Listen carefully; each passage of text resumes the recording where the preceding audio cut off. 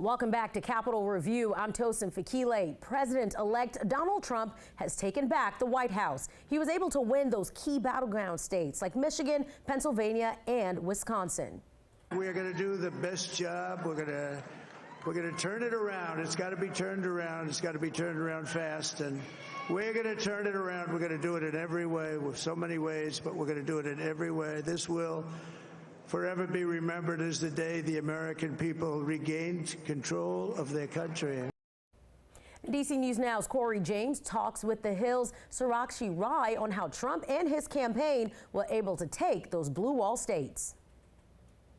And returning to Capitol Review is Sarakshi. She is the Director of Audience Development and Head of Social Media at our media partners, The Hill. Sarakshi, welcome back. Thanks for having me. Glad to be back.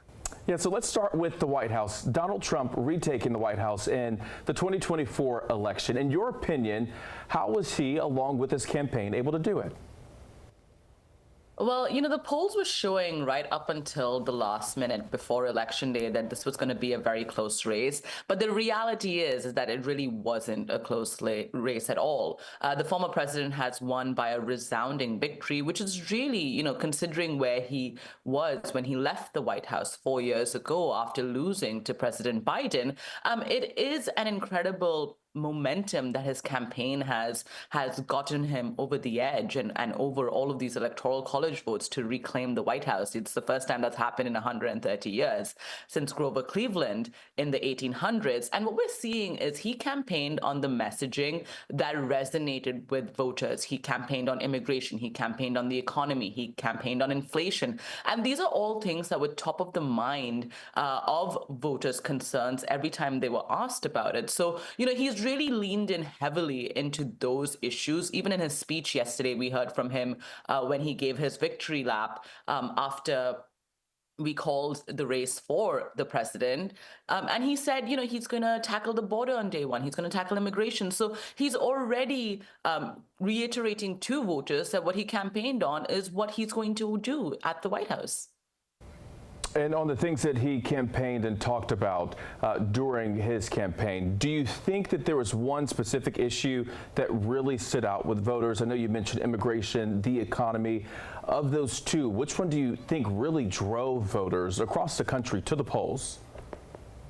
I think he was very specific about, in his speech, about even mentioning the border. And he said, we're going to fix the border on day one. And I think that resonated with voters as well. It's a trifecta of issues, right? The voters were concerned about higher prices. They were concerned about, inflation. They were concerned about the economy. Economy always ranked top concern in voters' minds every time they were polled. And this is something that I think has really pushed support towards him, is that he addressed it in a way that resonated with voters. So, he is going to deal with the border, like he said in his speech.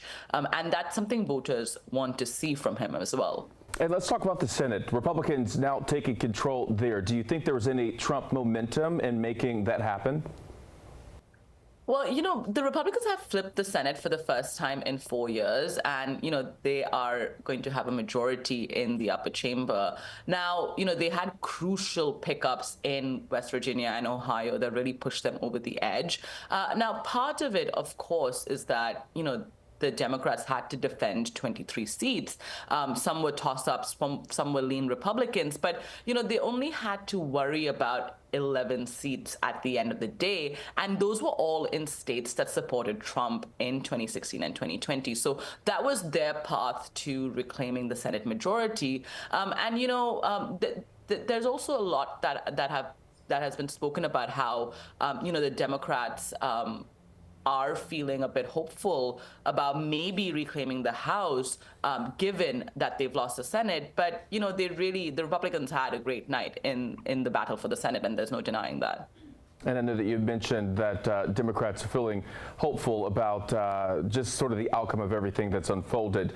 What specifically are people hearing from them? I think looking across, the political aisle, that's kind of the question people at home might be wondering is, what are Democrats thinking at this point?